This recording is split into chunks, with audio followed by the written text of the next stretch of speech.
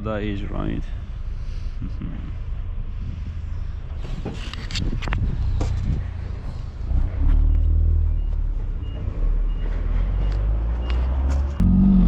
It is very crisp. It's dry now, so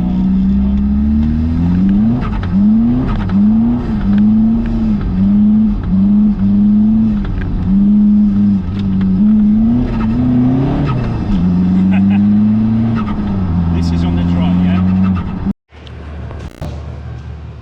So this one in a minute. We just finished to map the car.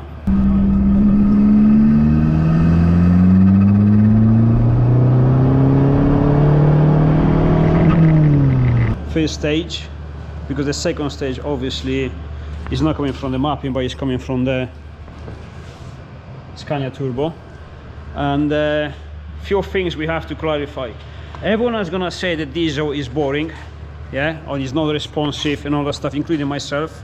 You're wrong, and I was wrong. I was expecting this engine to be better than I was expecting, but it actually turns out much better than we all thought.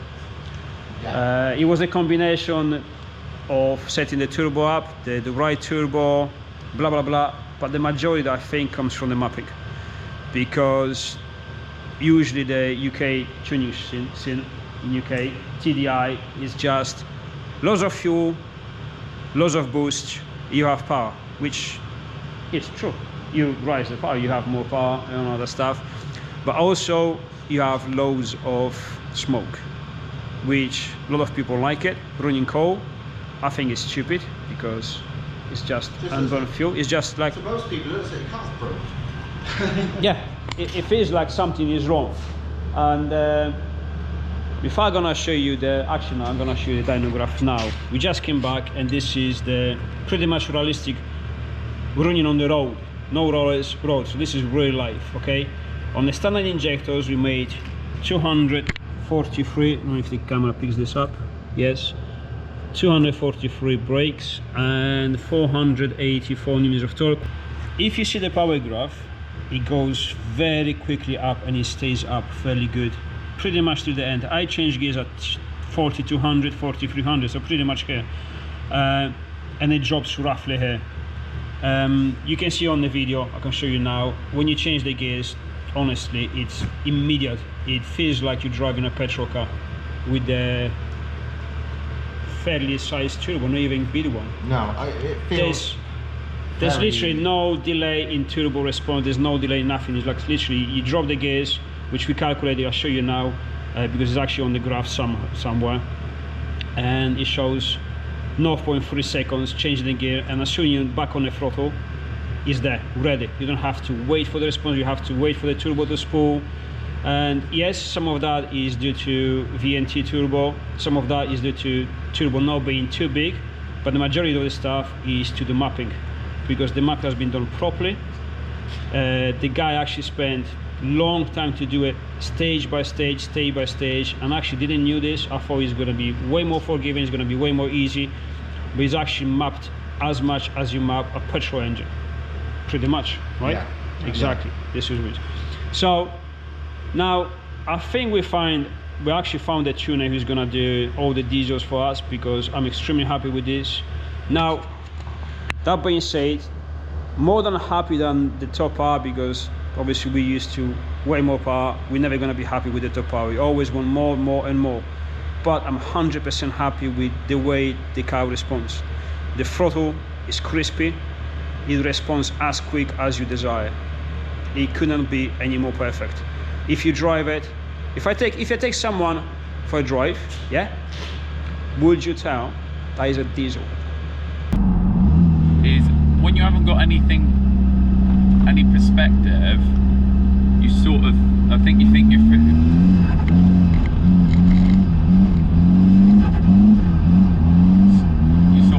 going faster than maybe you are.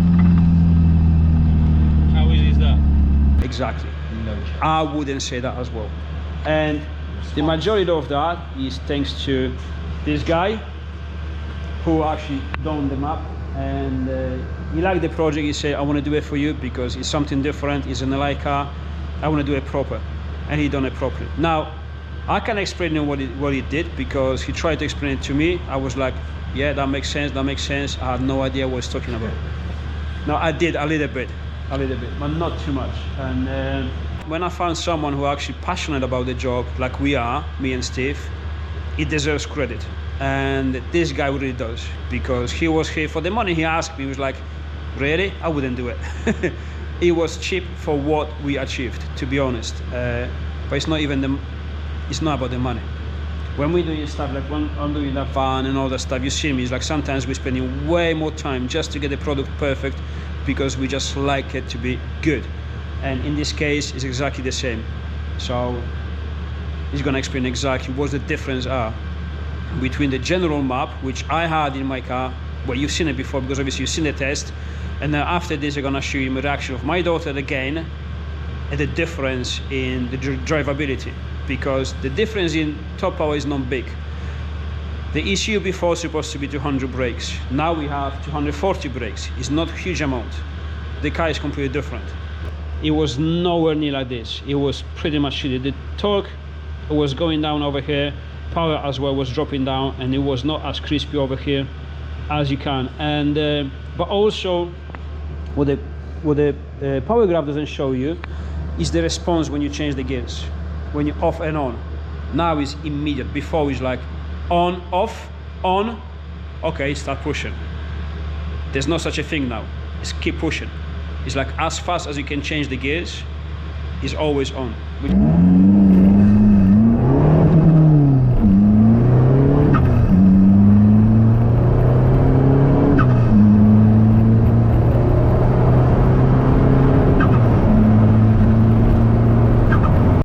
This is where the drivability comes from, especially if you want to drive fast.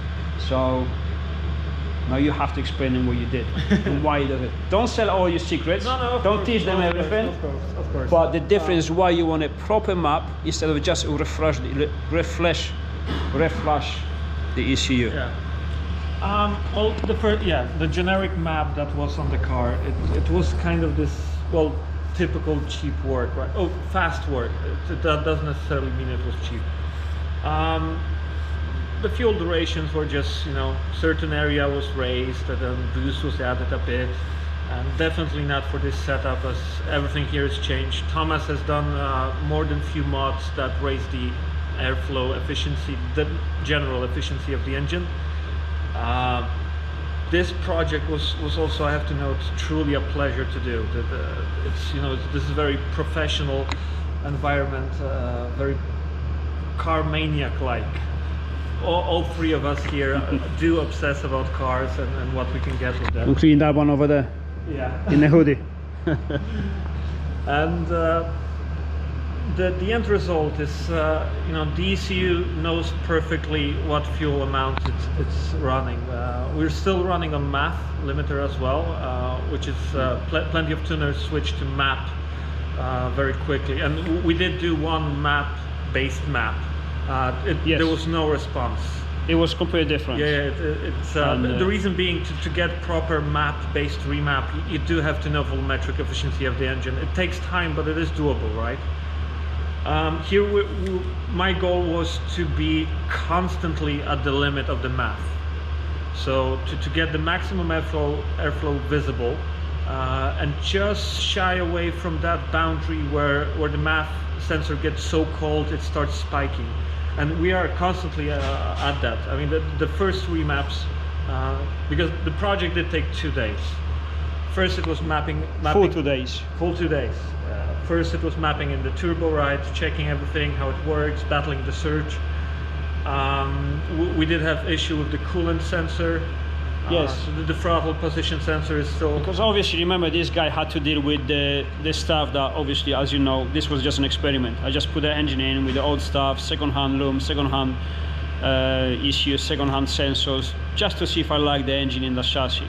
And then obviously, even with the shitty map, to be honest, Chinese turbo, it was good. It was like, okay, now do the proper map. But the proper map had to be done still on the experimental stuff. It is a very unique experience for me to also make a map for a driver like Thomas here.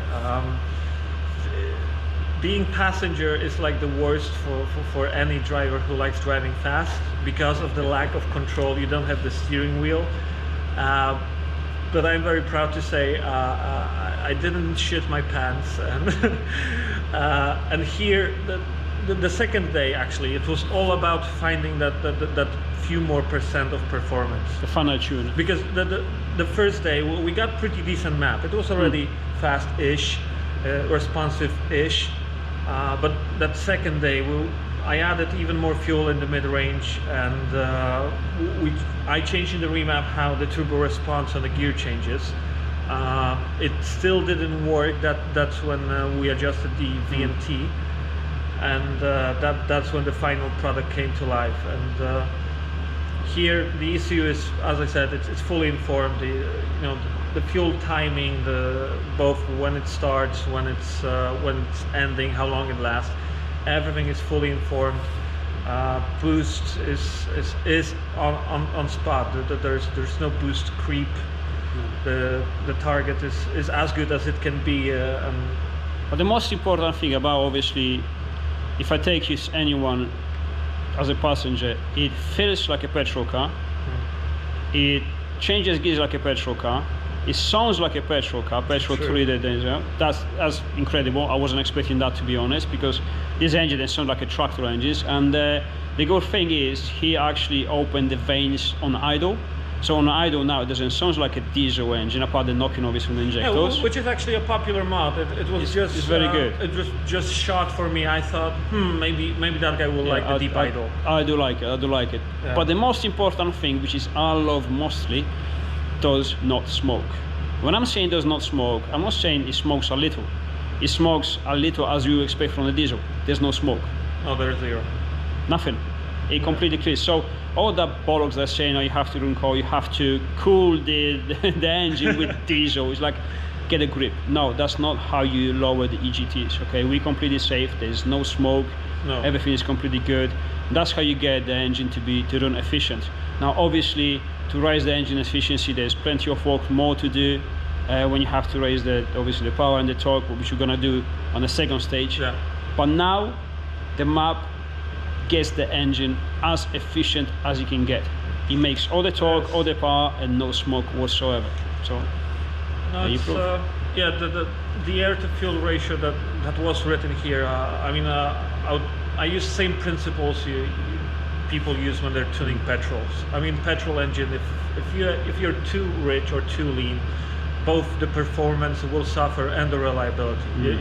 You run petrol too rich, and it's not going to last too long. So, and same principle is used here. I mean, it's still an internal combustion engine. The principles, the physics, the chemistry, the stoichiometry of it all. The balance has to be there. We tested before on the old map. Yes. And then obviously on the second map. Yeah. What do you think? I have to step on this because I got a flickering light and Yeah. it was seen. Hello. Steve tested before and after, so there you go. 2 people, 2 drivers, same feeling. I mean, that's the thing. Before, it was still a torquey 1.9 TDI in an MR2, so don't get me wrong, it was good. I liked it. Felt the potential. Yeah, do you know what I mean? It's like, I mean, I expect a lot of people's driven a Remax 1.9 TDI before, and you know what they're like. It's good fun, it's torquey, it's whatever. Now though, it's not the same. It's like, it's like a really bloody responsive petrol car. Yeah. I mean, I don't like all this no smoke, no poke crap. I hate smoke, it's bollocks. It's just not me at all. I don't know why anyone like it. I like cars. Why would you want a car people think's broken? Your average person. That's a good point. Me. And that's ignoring the fact that everybody's got like sky-high EGTs and stuff like that because their maps all over the place, and just burning bloody fuel for no reason. That's the thing with diesels anyway. Richer is hotter, and like petrols, where leaner is hotter. So these people chucking more and more and more fuel at it and thinking it's great. It's like, no, not really. But anyway, ignoring that, the drivability is just fucking incredible. Like the response, I don't think you'd ever get that on anything without a VMT turbo anyway, because it's like literally part throttle to full throttle is the main thing. It feels just like a massive NA engine. It's like, but it holds it as well, because that's the thing with turbo diesels, most people imagine big spike of torque and then drops like a stone. No, not with this one. It just pulls and carries on pulling. Yeah, you can see on the graph. It's just well, yeah, the graph kind of shows it. It's exactly what we want to say. It is. So, honestly, wow, I don't even know. It's one of these things I'll have to show you in my own. I'm going to drive it and talk about it in my own video, but it's really hard to explain in words what it's like, because it's not like a typical turbo diesel. This has had actual effort made for the response, for the drivability. It makes you realise how good they could be. I didn't realise they could be like this, because I didn't realise they could be tuned quite as. But you know, I need to add something, because remember when I said I had my old Golf, it was tuned, it was 130, yeah. GT TDI, whatever it was called, and it was tuned, and I loved the map, and was like, this is for daily, is great, because the power delivery is very elastic. It's like it pulls, like elastic, you put your throttle on and it just pulls. So that alone catches me, that will be great for a daily. In this case, it's not. There's no elasticity. There's pure response. That's true, actually. It's crispy as fuck, because usually it's like you put your foot on, it's like, oh, it pulls nicely. Yeah. Now you put your foot down. It's explosive. Breaks your spine. Yeah. It's explosive with power. It's immediate. There's no delay whatsoever. There's no that factor of being elastic. Yeah. I've never known a car to go from the response from part throttle. Yeah. You'd have to have a very big V8. You know what I mean? For that instant, it's ridiculous. And off on. Yeah, that's what I mean. The off on. You're drifting that thing around about second or third gear, just on off.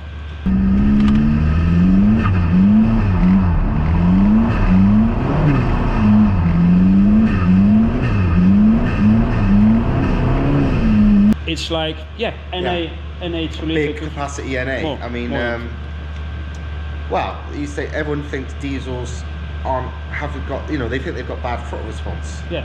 There's no way even a petrol has got kind of a throttle response like that, unless you've got a very big capacity, because it's literally, like you said, the on-off is insane. To be honest, this is one of the reasons I'm making this video, because I'm very impressed. I'm shocked. Yeah, basically, I'm surprised. That's why I wanted to talk about it, and that's why I want to make a video myself. Yeah, no, you have to. I'm like, what the hell? It's new. It's like new to me. I've spent the last 2 decades and 15 years working, reviewing cars and driving cars and whatever, because it's been my job. I didn't know turbo diesels could be like this, so I'm quite shocked enough that I want to make a bloody video to show you, because it's like, whoa, this is different. It's just,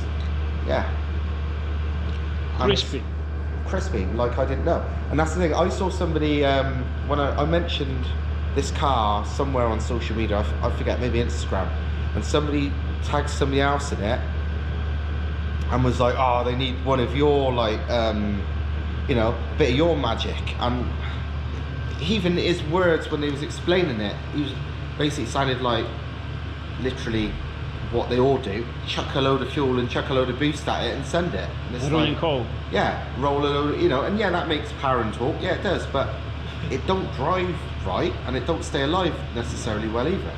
This thing rolls no coal, and it drives badass. I mean, I've always shied away from tuned turbo diesels myself, because I don't want to beat people, or I don't want to go fast, but with a big fucking cloud of smoke behind me. And this is.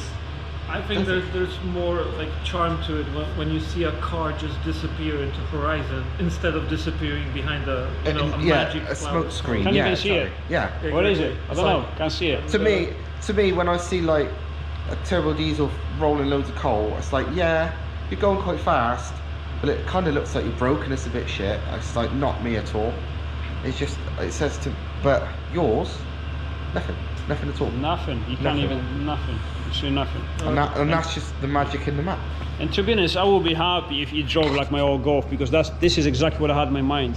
That kind of elasticity. When you put your foot down and the torque feels like nice, it pulls, and that would be enough.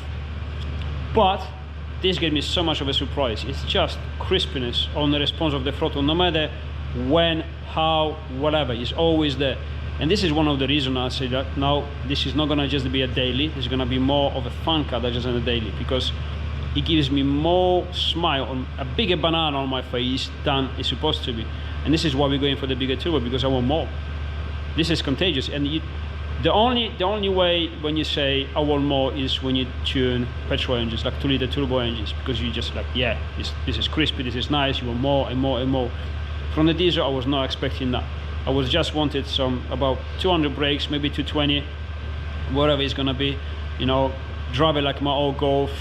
That's enough for a daily, but this is way more. So my way here, I was very excited because it is a very unique project nonetheless.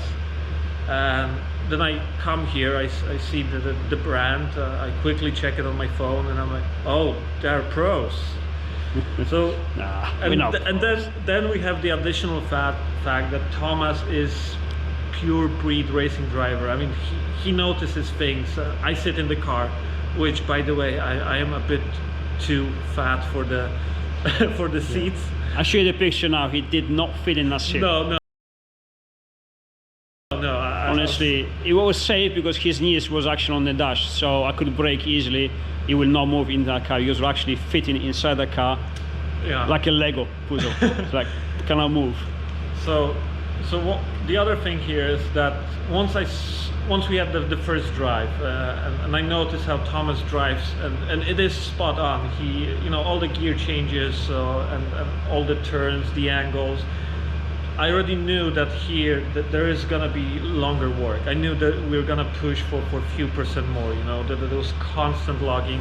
We had more than few drives, and then yeah, the last log of the first day, I saw that that there was actually allowance for more fuel than I wrote into the map. So the next day, not totally, but I changed the duration maps, added even more milligrams of fuel. And it is now being fully used, and he noticed that immediately. It was just like 3-4 milligrams more, and already he knew that yeah, it's different. It pulls better, more torque. See the graph. This is the torque. It usually drops down. It continues. The power exactly the same. It drops down a little bit, so there's no point to push it. This car you can push it to 4.5 easily. I changed at 4.2, and that's very safe, and then back on before. Yeah, there's like 700 RPM drop. So it is for this getting for the 6-speed box in that car is ideal. You can really just rip it. You can send it. Again, it's not 700 horsepower obviously, but this is a light car, and it goes. Oh, it does feel like much more. Yeah, it feels like more. It's actually, I mean, the torque, I mean, even if you have torque in a very heavy car, you can still feel that it has more torque. Yes. And I do have comparison, you know, of my own Audi, which is roughly, yeah, it's just shy below 600 Newton meters. You know, I've driven in V6 TDIs, which, you know, 650 Newton meters is nothing there. But this one, I mean, due to the weight, it does feel like there's at least, yeah, 50 foot-pounds of torque more. The kick is massive, and yeah, I totally agree on how responsive it is. So if you need a proper map for the TDI, you know me, I never recommended anyone before, but this time I have to. I just have to. So hit this guy up. I'm gonna put a link to his company, his name and telephone number, all the contacts in the description and all that stuff, because it's definitely worth it. Definitely try it.